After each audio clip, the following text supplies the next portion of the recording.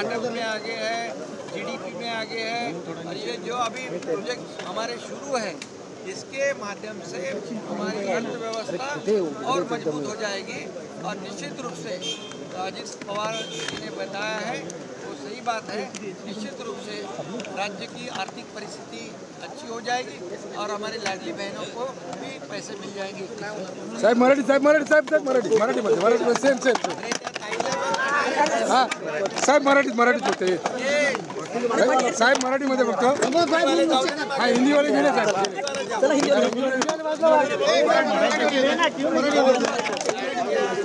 बहिणीसाठी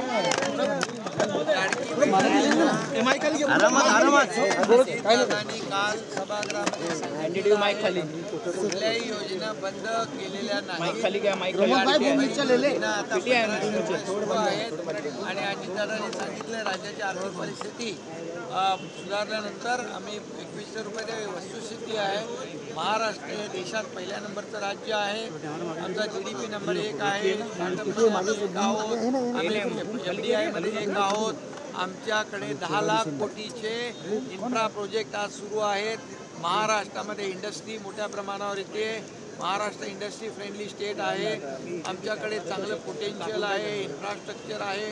आज नवीन आम्ही एअर कनेक्टिव्हिटी करतोय। दुसरं एअरपोर्ट नव्या मुंबईत होत आहे, तिसरं एअरपोर्ट वाढवणला होत आहे, वाढवणचा पोर्ट होतोय। त्याचबरोबर रोड कनेक्टिव्हिटी आणि पोर्ट कनेक्टिव्हिटीवर आम्ही भर दिलाय। त्यामुळे एवढ्या मोठ्या प्रमाणावर या राज्यामध्ये प्रोजेक्ट सुरू आहे, इन्फ्रा प्रोजेक्ट, मेट्रोचा प्रकल्प सुरू आहे। त्यामुळे अर्थव्यवस्था जी आहे आमची मजबूत होणारच आहे।